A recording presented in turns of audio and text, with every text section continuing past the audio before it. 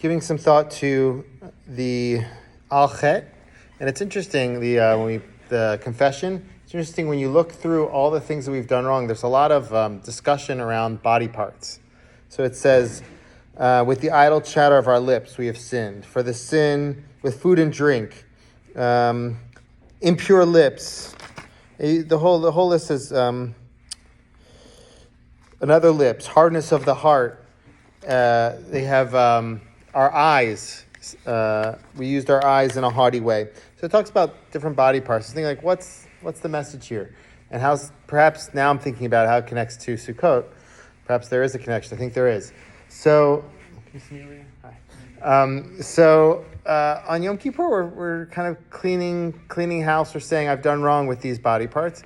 But that's the first part of the process. Perhaps on Sukkot, when we bring the lulav and etrog, our sages say it connects to different body parts.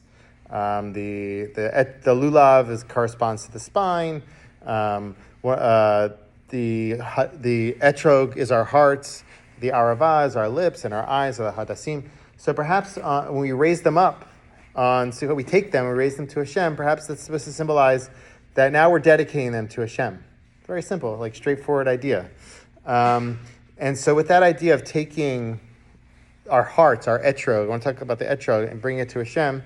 I want to talk just about one of the reasons that are offered for why you bring an etrog, and it's like a nice message to connect to about having our heart being complete with Hashem. So the rabbis ask, how do we know that the fruit that's talked about in the Torah is the etrog? It says pri etz hadar. This is a fruit that is beautiful, pri etz hadar. And it's not clear to say etrog, take an etrog. It says take a pri etz hadar, a fruit that's beautiful. And so the sages offer different explanations in the Gemara. One of them is that it lives, hadar, it's like dira, it lives on the tree from year to year. And one of the fruits that does that is the etrog. It lives on the tree from year to year. So I heard this idea, I don't know in the name of whom, but that when we're taking our heart, our etrog, and bringing it to Hashem, we want to have a full heart and dedicating it to Hashem.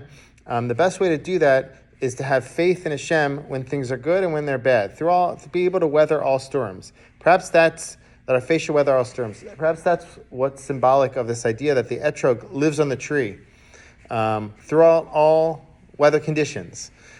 Just like the etrog lives on the tree and it's connected to the tree and connected to its source, no matter what it goes through. Similarly, we want to have our hearts connected to Hashem and complete with Hashem, whether things are good or bad or hot or cold, sunny or rainy.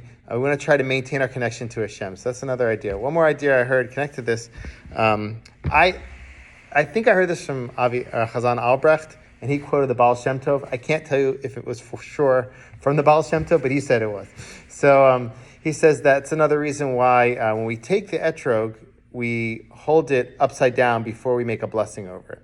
So the simple reason we do this is because we don't want to take it in its normal way of taking before we make the blessing. We make the blessing that we're taking the love and etrog, and then we flip it in its normal way, and then we've actually done the action of taking it after the bracha, after the blessing. But he says the idea behind this, perhaps based on the Baal Shem Tov, is that we want our hearts to be so connected to Hashem, so elevated, that that even when things are upside down, we're able to flip them upside down and say a bracha to Hashem. So even things are upside down, we're able to still see God's blessing in our lives. So that's the idea of perhaps of the etrog on Sukkot, that we want to have our limbs be dedicated to Hashem. It's not just about what we've done wrong. We want to think about what we can do right this year. Our hearts, we want them to be complete with Hashem, no matter what we're going through. And we get to the level being able to see things in a positive way, even when it's tough, see God's blessing. That's what we're striving for on Sukkot.